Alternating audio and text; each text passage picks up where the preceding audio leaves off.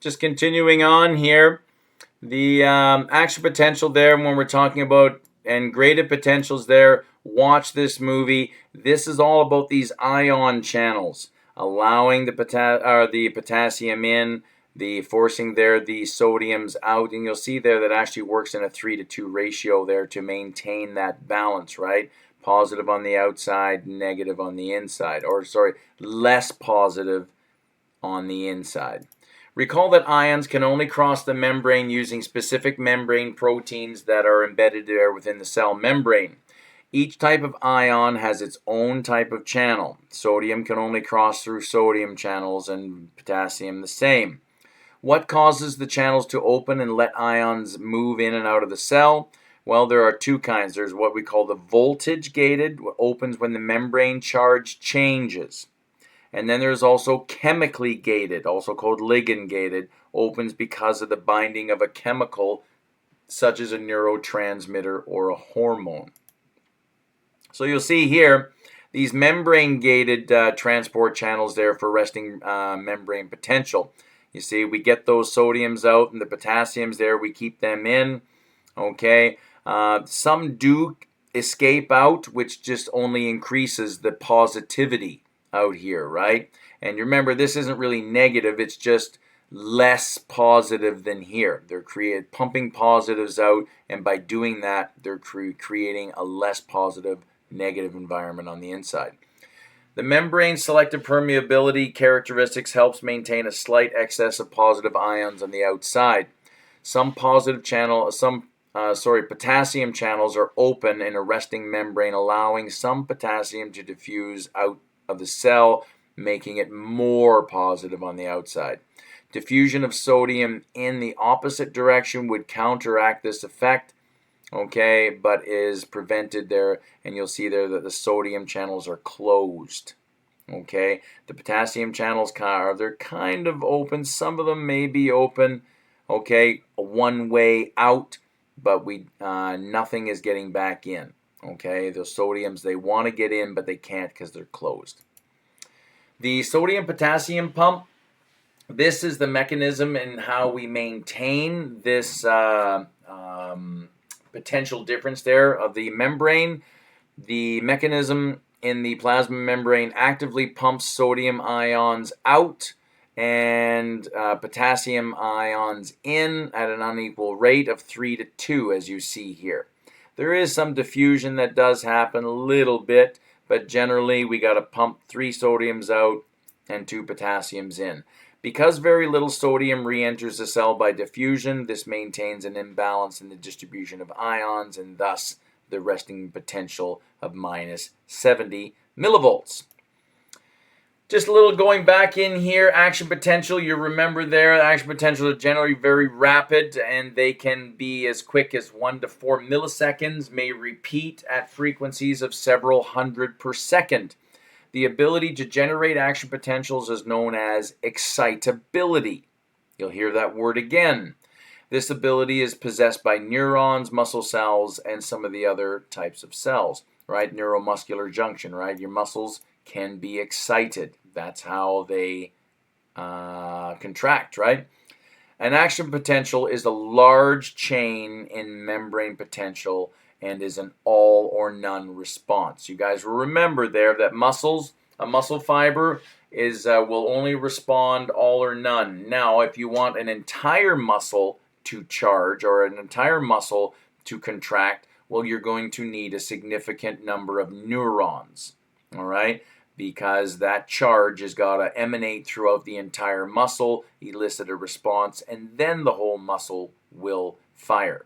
But if you have a small number of neurons stimulating a muscle, then you will have a small muscle stimulation. If you have a lot of neurons stimulating a muscle, you will probably have a full muscle contraction.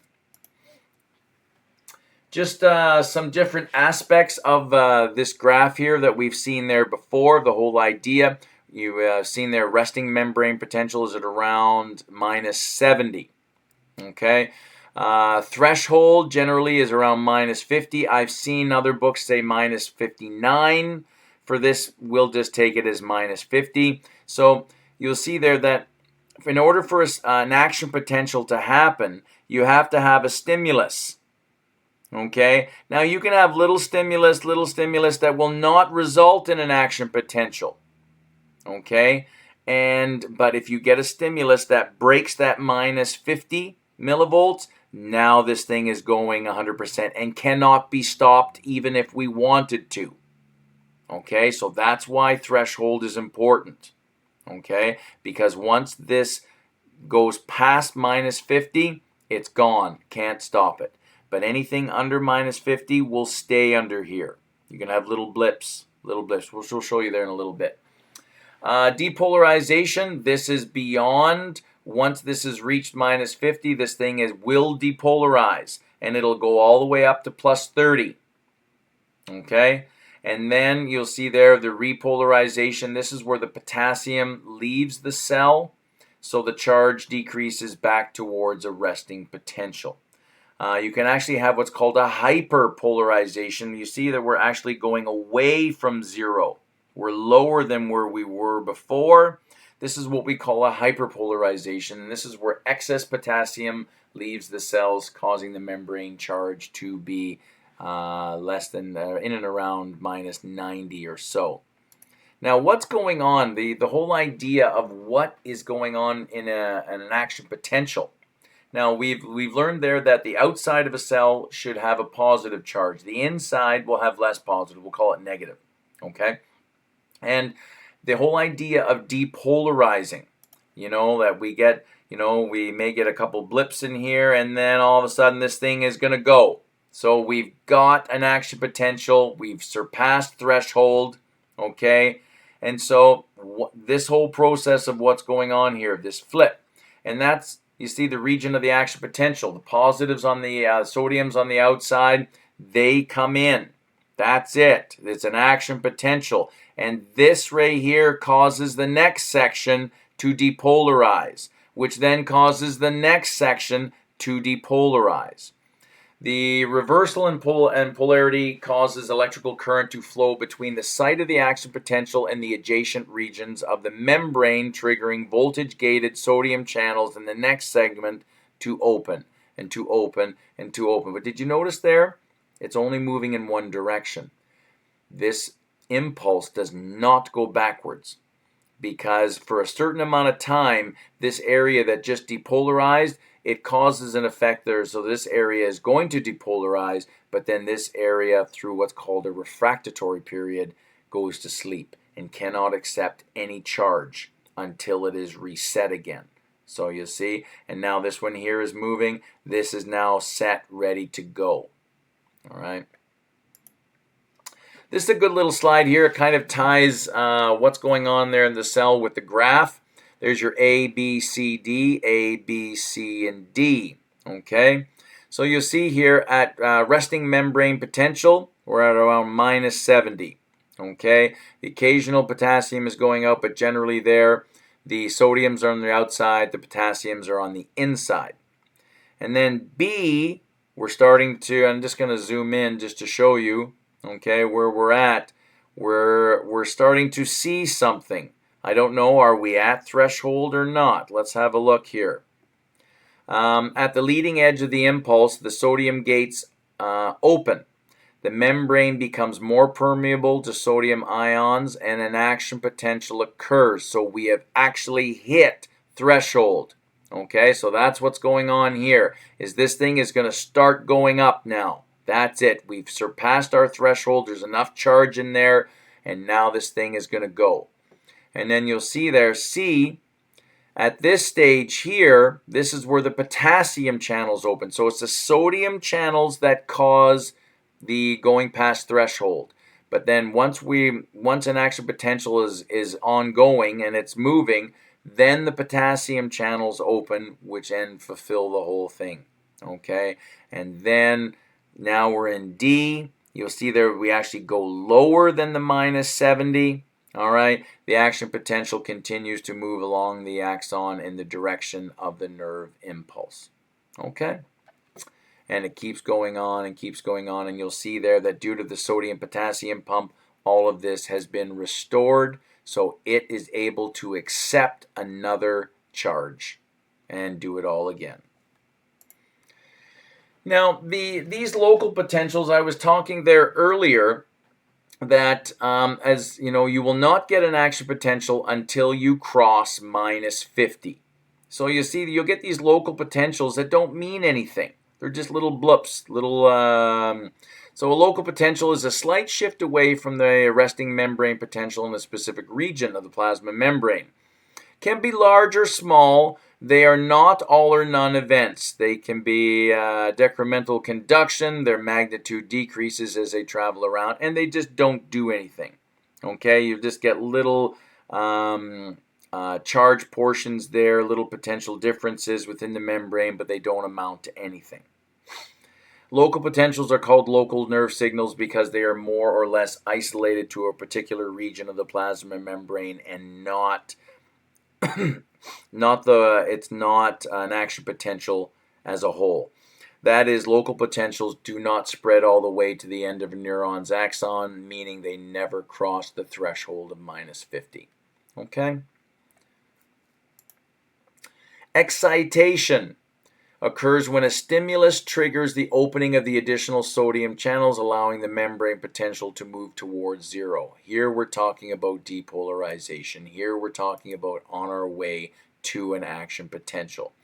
The recording voltmeter shows the excitatory stimuli causes the depolarization, the movement there towards zero, okay, in proportion to the strength of the stimuli. In this case here, we're just showing local depolarizations. There's a little bit of excitation, but then not enough to break the threshold and go on to become an action potential. The stimulus-gated or ligand-gated channels there are ion channels that open in response to a sensory stimuli or a chemical stimulus from another neuron. They're located in the membrane of the neuron's input zone, the dendrites, and the soma. Okay. This one here, we're talking about hyperpolarization. Here we're kind of going in the opposite direction. Okay, this is what we call an inhibitory stimuli. This one here, excitation, going towards zero, depolarization. Here we're talking an inhibitory, hyperpolarization. It's going in the wrong direction, so it's not helping our purpose. So this one here is actually counterintuitive to an action potential. Local deviations away from the 0 millivolt that cause the membrane potential to dip below the level of the resting membrane potential. Inhibition occurs when a stimulus triggers the release of potassium outside, becoming positive, increasing the membrane potential, hyperpolarization there. So it's counterintuitive to an action potential. Okay. Now, I said to you guys earlier there that once an action potential fires, it only goes in one direction. And that is so true because this level here that just fired is now in a period of sleep. It cannot accept any type of potential difference. And that's what we call the refractory period. This occurs from the time the sodium inactivation gates closes and prevents further depolarization, okay, of the membrane. During the hyperpolarization phase, and I'll just get into this here, you see, there's your resting membrane potential. We hit threshold. We have an action potential. The sodium is allowed in. Now the potassium is allowed in. You see this hyperpolarization, okay? And there was another shot there. Where was this one? Right here, the whole idea, okay? And then you see there that actually goes lower than the 70, and then it just kind of inches its way back up again, right? So where was that? Was that here? Yeah, so, sorry, refractory period. So during the hyperpolarization phase, another action potential can occur, but only if the stimulus is strong enough to reach the threshold. So the absolute refractory period, you cannot get anything. You cannot get this nerve to stimulate again. But the relative, you may be able to if it's strong enough to breach threshold. But other than that, you won't. Okay, so the refractory period, this is a period there where you cannot get any type of conduction because it will not accept any type of membrane potential difference in that particular space right there. And you'll see that's why the impulse travels down this way, because these guys can handle a charge. These guys here can't handle anything because they're under the refractory period. Local potentials can change into action potentials. As we said, those little local potentials, if you add them up, quite possibly they could add up at the axon hillock to make an action potential. Okay, and that's what's kind of going on here. You'll see there that if I have these two stimuli and if we add them up, and look, minus 62, that is beyond we want something greater than lower than minus 50. This one here will not go because it doesn't break the minus 50. This one here though, 1, 2, 3, that extra one there, we added it. Okay, this is stimulus there. This is the axon bulb from a presynaptic, another one there from a presynaptic neuron, and another one. If we add all these three up there, we just might break threshold. And remember there, the threshold potential minus 50. And again, in other books there, I've seen minus 55. I've also seen minus 59. We'll just take minus 50 as a nice round number. But the threshold potential is the minimum magnitude of voltage fluctuation that the summation or conduction zone must have to trigger the opening of the voltage gated ion channel. So you got to have minus 50, and then those voltage gated ion channels will allow the sodium in. Okay, reaching threshold potential results in a nerve impulse starting as an action potential or a nerve pulse. Okay, you're doing good. Remember, start, stop, pause it as you need to.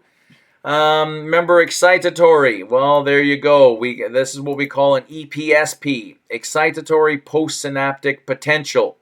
Generally, sodium. And here we have an inhibitory postsynaptic potential, and here we're dealing with chlorine. Inhibitory and excitatory graded potentials. So you'll see what's going on here. These IPSPs can be used to keep a muscle from innervating in the case of a reflex action. Now let's just have a look at these here, just to show you what these are: excitatory postsynaptic potential and inhibitory. So these ones here are not conducive to an action potential. They inhibit, stop it from happening. These ones here, they want an action potential to happen. Okay, so what we've got here, summation. You've got spatial summation and temporal summation. So let's say here that I have a stimulus here and another stimulus here. Okay, but they're both not big enough. Okay, they don't cross the minus 50, but I can add them together. Look what happens. And you see this one here and this stimulus here, they get added up at the axon hillock. That's why it's important there, because if we put a voltmeter here, look at what the voltmeter shows us. It shows us a big bump here. And you see here, it wasn't big enough for minus 50, wasn't big enough for minus 50, but if I add them up together, which is what happens at the axon hillock, now we may have an action potential. You'll see here for the temporal summation, here I just have one stimulus, but it's a repetitive motion. I just may get an action potential. Rapid succession of the effects can be summarized over a brief period to produce an action potential. So this one here, repetitive, may result in an action potential at the axon hillock, may not. Okay, so this is what we're talking about summation, adding nerve impulses together to possibly get an action potential. Here we've got kind of a summation of excitatory and inhibitory effects, IPSPs and EPSPs, okay, can produce the potential at an axon hillock. So you have a look here, depolarization triggered by 5 excitatory presynaptic neurons, okay, in green, these are 5 EPSPs. These ones here are excitable. These ones here want to cause an action potential. and they're partially offset by the hyperpolarization. Remember the loops down, they're antithesis there to an action potential, and these are the IPSPs there in red, and there's 3 of them. So you see 5 plus minus 3 gives us a measure there of plus 2, so this will produce an action potential in the area of plus 2, relatively speaking, and this will occur only if there's sufficient depolarization to pass the threshold, of course. But we can add neural impulses based on this, whether they are excitatory or inhibitory. Okay, IPSPs, EPSPs. We can add them together to possibly determine what's going to go on through summation. Okay. Just a nice comparison there of graded potentials and action potentials there. You could have a look at those. These are always good to come back on. All right. Now we're into the synapse itself. Okay, you remember there that the neuron isn't touching the neuron below it. Okay, this could be there, if you were dealing with a muscle there, that would be the neuromuscular junction. Okay. But the synapse is the space between the presynaptic neuron and the postsynaptic neuron or muscle cell. The neurotransmitters are produced and stored in the vesicles at the axon terminal, right? In the cell body there with the ribosomes where the proteins, the neurotransmitters are made with the Golgi apparatus. They're sent down into vesicles. That's where these are. And in the presence of calcium, these vesicles will start to migrate, and through exocytosis will be released. These neurotransmitters will be released within the gap junction. And then these neurotransmitters will go over to the other side of the neuron or the muscle, and it will induce, and it will elicit a response on the other side, and therefore the electrical conduction will continue. Okay. All in a nutshell, beautiful, and you'll see there that there's the basically presynaptic and postsynaptic and what's happening there at that junction. That's what's going on here. Okay. You remember there the whole idea of axonal transport. That's what's going on here. Okay. In the presence of calcium, these guys here come down, and the neurotransmitter is released into the gap. And just more of the same thing there. The synaptic knob, the end of the terminal branch of a presynaptic neuron axon, contains vesicles containing the neurotransmitters, and as they come down, okay, the neurotransmitters are released and they go on to the receptor molecules, eliciting a response in the postsynaptic cell. Okay. The mechanism there of synaptic transmission, okay, a little bit more detail here. And the electrical impulse travels down, which we've covered, the whole idea there, positive on the outside, negative on the inside. And once we've surpassed threshold, then the message comes down. Then calcium is injected, and this calcium, in the presence of calcium there, these neurotransmitters come over here through exocytosis, and they release the neurotransmitter into the gap junction. Okay. And the postsynaptic local potential may move towards the axon, where an action potential may begin because of this. Okay. Electrical and chemical synapse. Electrical synapses there involve gap junctions, okay, that allow action potentials to just simply continue along a postsynaptic plasma membrane. So this occurs there in early development. Okay, it's just a quick, easy way to get messages through. Okay, but as we get older, this changes into this chemical synapses involving transmitter chemicals, neurotransmitters that signal postsynaptic cells, possibly inducing an action potential. So we migrate to this. This is how we start off earlier in life. Great slide there. 1, 2, 3, 4, 5, 6, 7, 8. The whole idea of how a neuron and an impulse is conducted down the neuron. Okay. Neurotransmitters. We've talked about acetylcholine. I think we even talked about serotonin as well. But acetylcholine there is found in the PNS and CNS. Important for learning, memory. Also the only neurotransmitter for skeletal muscle contraction. As a reminder of how important protein synthesis is, amine neurotransmitters are made from amino acids, obviously. Okay, all right. Catecholamines there are made from tyrosine, dopamine, norepinephrine, okay, epinephrine. Those made from tryptophan, serotonin. Those made from histidine, histamine. Okay, so there you go. There's your protein. That's why we need a continual source of protein every day.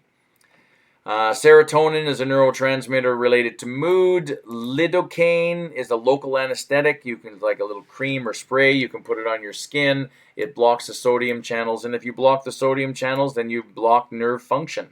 And that's how it's a local anesthetic. It stops the nerves from working temporarily. Calcium channel blockers, you can see how that one would work. If we can block the calcium channels, then the neurotransmitter will not be released. Right? Will not be released from the situation. The calcium is entered, and you just won't get the neurotransmitter released, so the nerve will stop working temporarily. Okay. Benzodiazepine drugs such as Xanax and diazepam, Valium reduce anxiety, guard against seizures, and induce sleep for sure. Okay, time to take 5-minute break, and we will just continue on with anatomy and physiology, the anatomy there of the nerve system. Right after this break, I'm going to take 5 minutes. Okay, here we go. Back into the spinal cord. Now, just to zoom in here, you're going to see this butterfly, okay? You got the gray matter and then the white matter around, but it kind of looks like a butterfly, so we'll be referring to it as a butterfly. The spinal cord lies within the bony vertebral column, okay, for protection, of course. The central butterfly-shaped area of gray matter is composed of interneurons, the cell bodies and dendrites of efferent neurons, the entering axons of afferent neurons, and glial cells. The gray matter, however, is surrounded by the white matter, which consists of groups of myelinated axons. You remember your Schwann cells, right? Okay, and you can see here, there's dura mater, arachnoid matter, pia mater. We're going to get into these guys here and how they relate, but these are the meninges. And you're sure you've heard of these there. If you haven't, you probably heard of meningitis. These are linings of the brain where they are susceptible to infection, and they can be quite serious. Okay, you'll see the spinal nerves jetting off there from the spinal column. Lots of good stuff available. Now, this stuff here, like as I said, the nerve system there, we could spend days on each slide. We're not going to. This is what I'm concerned with right in here. And you've seen this there before, the whole idea of a sensory neuron receiving some stimuli, traveling around to the dark matter where the interneuron is located. And then we have the nerve impulse there, traveling there, and the motor eliciting there for some type of an effect, whether it's the autonomic nervous system or whether it's the somatic nervous system, okay? Sensory and then motor division, okay?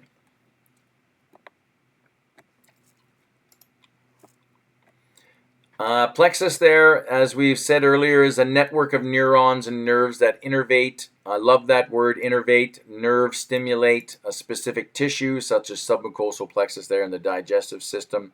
And you'll see there's lots of them here. There's your cervical plexus. Okay, good one there to know is C5 there. That's the phrenic nerve. We've got the brachial plexes. We've got intercostals, lumbar plexes, sacral plexes, and you'll have a look here of how these are kind of named accordingly to their vertebrae.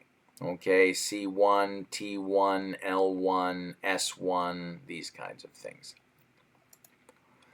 Spinal cord, spinal nerves. I'm not going to go too heavy into these. I wouldn't ask you guys to individually name these, but just to know that they are around. Radial nerve, humeral, medial nerve, femoral nerve, all these kinds of ones. Reflexes. Rapid and involuntary responses to stimuli. They are protective measures there that allow us to respond rapidly without needing to take time to consciously think about them. So you think there, how does one play the piano? Their reflexes, they've been practicing for years, and their reflexes are trained to anticipate, and that's how you become good at something, right? You can train yourself. Reflexes can be trained. A monosynaptic reflex involves only one synapse connecting the sensory neuron to the motor neuron in the spinal cord. Example, knee jerk. We also have what's called a polysynaptic reflex involving more than one synapse. Okay, and we'll show you this there. One synapse as opposed to many. And this one here is doing different things. This one here, monosynaptic, it's only telling one thing to do one thing. Polysynaptic reflex, it's telling different things to do. And it didn't make any sense, but I'll show you what's going on here. This is your monosynaptic. You know, this is the whole idea there of your patellar test there, you know, testing what the doctor does there, hits the space there in between the knee. There's a sensory receptor, muscle spindle in there. Afferent sensory nerve carries the message up to the spinal nerve and can go to the brain. And what happens there, it integrates this information of what's going on there. The tendon there has been shortened, and the efferent motor nerve sends a message along, and the quadricep kicks up and your leg kicks up. Okay, so it's monosynaptic, involves only one synapse connecting to the sensory neuron to the motor neuron in the spinal cord. Okay. Polysynaptic, though, this is not the case. This is a reflex that involves more than one synapse. And this is where a number of different things are going on as opposed to only one thing going on. So you see here, examples of withdrawal reflex such as occurs when touching something hot. It's what we call a reflex arc. Okay. The reciprocal innervation means that when one muscle is stimulated, the antagonist muscle is inhibited. So we're going to stimulate one muscle, but we're going to inhibit another as well. So you're doing two different things at once in this case. So note there are no inhibitory neurotransmitters at the muscle level. Acetylcholine is always excitatory, so the inhibition is occurring in the spinal cord. So there's no neurotransmitters that slow things down. This is happening there from the spinal cord. Okay. And just showing you here polysynaptic.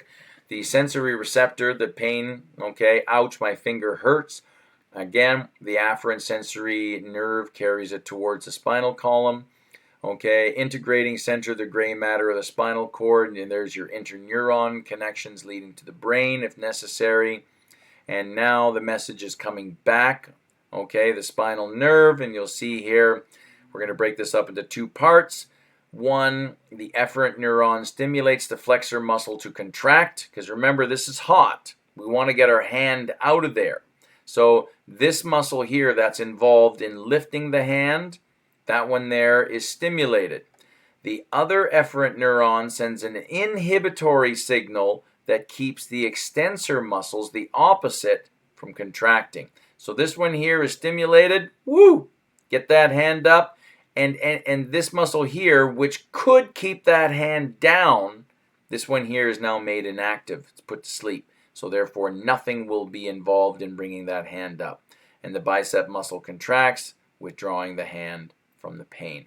So this is what's meant by polysynaptic, where two different things are happening, okay, as opposed to one thing there, monosynaptic.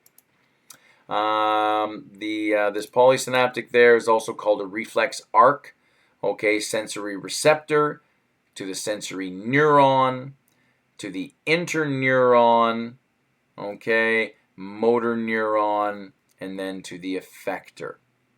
That's what's going on. Perfect. Reflexes we can require reflexes through learning, as I just said, learning to do the piano, These acquired reflexes are different from the reflex arc, which involve just the spinal cord because they involve the brain in complex movements. Acquired reflexes gradually develop over time, such as learning to ride a bike, drive a car, play the guitar. Once we learn things, ways of thinking, any kind of repeated behavior, they become unconsciously controlled reflexes or habits. This can be a good thing or a bad thing, right? Why? Well, if you learn how to do something badly and you've done it so many times badly that it becomes a habit or a reflex, it's hard to undo a learned reflex. Very hard. The brain, the brain, the brain. Here I want to talk about the meninges. Okay, the brain and the spinal cord are both protected by connective tissue membranes called meninges and cerebral spinal fluid. Okay, these meninges, they're coverings, and the whole point is to protect the brain from the blood. Okay, blood is great, but as I said there earlier, it can cause disease and bring bacteria, and that's something there the brain is not interested in. Cover and protection of the central nervous system, protect blood vessels and enclose the venous sinuses, contain cerebral spinal fluid, form partitions there in the skull. And so you'll see what's going on here. There's your white matter, there's your gray matter, your subarachnoid space, and your meninges. Okay? So the inside, there's your subarachnoid space. Here is your pia mater. Okay? Here is your arachnoid mater, that gray area there, and then you have the dura mater. Okay? Get into a little bit more detail on those guys. The dura mater is the outside meninge, is made up of tough, white, dense connective tissue, contains many blood vessels. The arachnoid mater, that gray line right in there. Middle meninge, thick and lax blood vessels, neither follows the convolutions of the brain, but unlike that, the pia mater does follow the contours of the brain. There's lots of blood vessels and nerves here. Attached follows contour of the brain for sure. Okay, so you guys have heard of meningitis. This is an inflammation of the meninges and is a serious threat to the brain, since bacteria or viral meningitis can spread to the central nervous system for sure. When the brain itself is inflamed, it is called encephalitis. Meningitis is usually diagnosed by examining the cerebral spinal fluid via lumbar puncture there for microbes or virus. So they just tap your spine, have a look at the cerebral spinal fluid for sure. Which the cerebral spinal fluid, this is all about protection of the brain.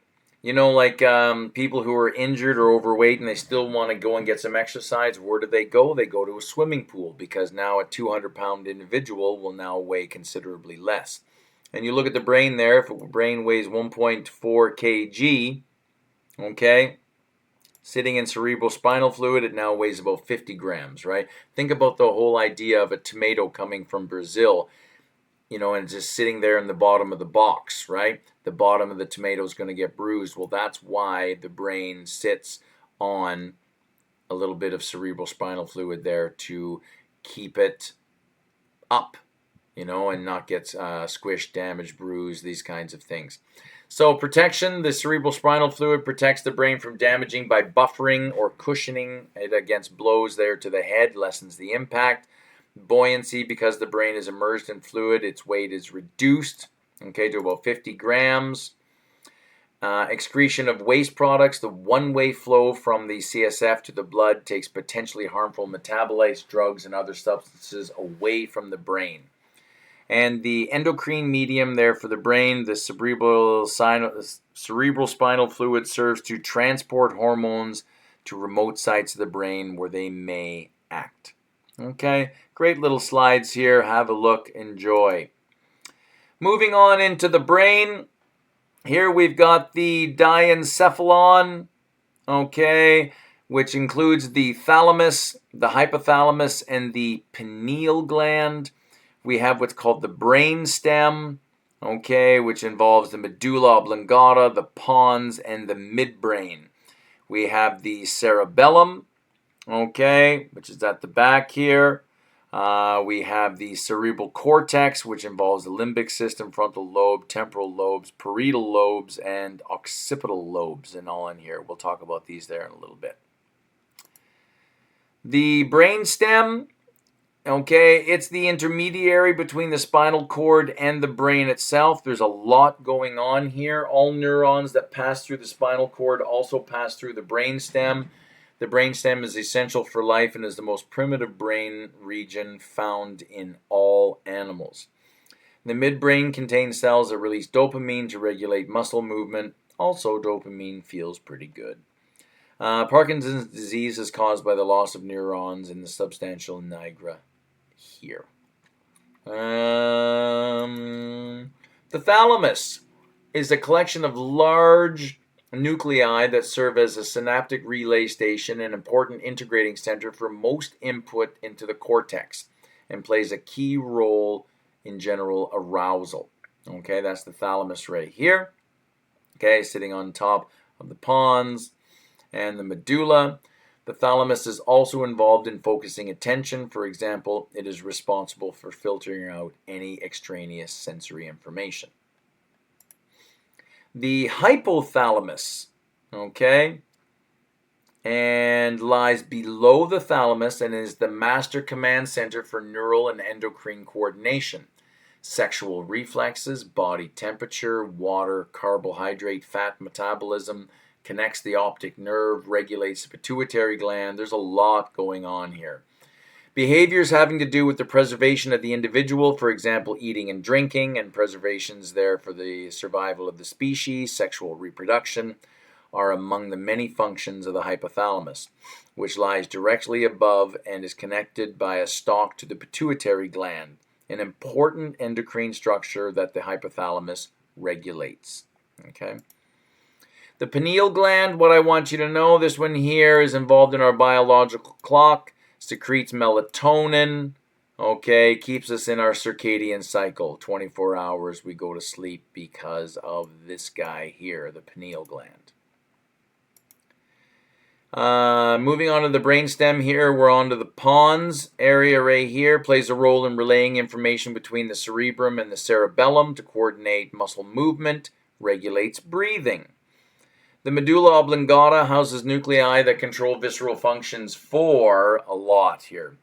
The cardiac center for controlling heart rate, the vasal center for controlling BP, the respiratory center for controlling breathing, along with the pons there, that's about breathing. Then we've got coughing, sneezing, swallowing, and vomiting, which are mental activities exhibited there in our breathing. Okay? The cerebellum, okay, is located at the base of the brain and plays a key role in controlling muscle movement, learning muscle movement, fine motor control, writing with a pen, coordinating many muscle groups so movements are smooth, such as walking or dancing. Second largest part of the brain, contains more neurons than the rest of the nervous system as a whole. Interesting, eh? People with cerebellar diseases have clumsy, uncoordinated movements. The cerebrum, here we're talking about the subcortical region that lie underneath the cerebral cortex and contain the basal nuclei involved in controlling muscle movement, the amygdala involved in emotions, memory, and social interaction, the caudate nucleus involved in reward, pleasure, and addiction, and then we've got the corpus callosum. This one here connects the left and right side of the brain together. Okay. Structures of the cerebrum. Okay, this is the largest portion of the mature brain, consisting of two cerebral hemispheres, a deep ridge of nerve fibers. The corpus callosum connects the two hemispheres together. Okay. Function, higher brain, such as interpretation of sensory information, initiating voluntary muscular movement, memory, integrating information for reasoning. Okay, there's your frontal lobe, parietal lobe, occipital lobe, and temporal lobe. All right. Two current concepts of RAS, the reticulating activating system here. It functions as the arousal system for the cerebral cortex. Its functioning is crucial for maintaining consciousness. RAS here. You just have a look at the movie there. And if you have a look at the movie here, when you look at the RAS, we're able to actually augment our own thinking. You know, like how many white Toyota cars did you see there today? You probably say, I don't know, what kind of a silly question is that? Well, if you were in the market for a white Toyota, you're looking for a secondhand car, what you're doing now is something there that you want. Now your brain will start, and all of a sudden you'll start to see white Toyotas all over the place. If you're looking for something, you just have to change your thinking, and your brain will start filtering for those things that you're looking for. It's an amazing concept. So the whole idea that you can change your life in a second, you can. You have to change your RAS. And if you are looking for anything, you just have to reprogram your brain, and all of a sudden your brain will start filtering for those particular things there that you're looking for. Can augment your language, your emotions, your memory. Watch the video. It's an amazing, amazing concept. Change your whole life. Okay. Cerebral cortex. Okay. Covered there by elevated ridges of tissue called gyri. Okay. Gyrus singular. Okay. And it is the gray matter. Okay. Shallow grooves that separate the ridges are called sulci. Okay. Those are these shallow grooves. You'll have deeper grooves called fissures. Okay. And beneath the gray matter lies a mass of white matter made up of myelinated nerve fibers, Mario's Schwann, okay, connecting the cell bodies of the cortex with the rest of the nervous system. And there is a big, beautiful looking frontal lobe, isn't that, eh? Just kind of looks like oatmeal. I think that was one of the references there in the textbook. I don't really see the oatmeal. That's not like any oatmeal I've ever eaten. Also called the executive, involved in behavior, personality, motor control, primary motor control, frontal eye field, motor speech area. Lots going on there. Other parts there of the cerebrum. There's your parietal. There's your parietal, frontal, temporal, and occipital. The parietal is involved in interpreting sensory information. Right side is involved in spatial relationships and interpreting information. Left side is involved in recognizing numbers, letters, and patterns. Okay. Temporal, auditory cortex, gustatory area, olfactory. Okay. Occipital, visual cortex. Okay. Insula, which is on the inside. Taste, smell, organ control, desires, cravings, these kinds of things. Okay. We've seen this again. I just didn't want you guys to lose track of this. This is how the whole, now that we've taken, we're almost on the end now of this lecture. See if you can walk your way through this, the whole idea of receiving sensory information and then integrating it, and then what's going to happen. Do we have control over what's going to happen next, or is our body going to take over? Okay. Having a look here at the autonomic nervous system, we're going to have a look at these two to finish off this lecture here. We're going to look at the parasympathetic and the sympathetic. And the whole idea here, the autonomic nervous system is absolutely involuntary, have no control over what's going on. The somatic nervous system we do have. Okay, innervate skeletal muscle, always excitatory, neurotransmitters, acetylcholine. But then the autonomic nervous system here, involuntary, innervates smooth and cardiac muscle in some glands. There's no skeletal. Okay, can be excitatory or inhibitory. We'll get more into these as we go on. The sympathetic nervous division there, the major neurotransmitters are acetylcholine. Okay, can be norepinephrine or epinephrine and the postganglionic synapse. This is your fight or flight. Parasympathetic is rest and digest. The major neurotransmitter is acetylcholine at both pre and post ganglionic. So you have a look here. If there is a dinosaur that just walked into your bedroom and wants to eat you, your pupils will dilate. You will stop making saliva. Your heart rate will increase. Your bronchs will dilate. If you did have to go pee, you don't have to go pee anymore. If you were eating a banana, it will sit in your stomach until you are safe. Okay? Because there's no point in spending energy digesting a banana if you are going to get eaten yourself. Okay? The parasympathetic nervous system. Okay? Here, this is all, we're talking the vagus nerve here. And what we're talking about is that when you deemed your life to be safe, then you'll be able to go to the bathroom. Then you'll be able to start digesting that banana again. You'll be able to go to sleep. Okay? Just a nice little recap there of the autonomic nervous system. There is sympathetic and parasympathetic, a little bit more detail on the particular organ system as needed. And foods and nutrients there that are good for your brain, definitely B vitamins, okay? B vitamins there, meat, eggs, beans, and legumes. Omega-3 fatty acids, the brain is 60% fat, okay? You need those. Antioxidants, blueberries and kale, okay? Remove those free radicals. Nuts and seeds, vitamin A and vitamin E, very, very good for you, okay? So that concludes our neural lecture in a nutshell. Please go back and watch the movies.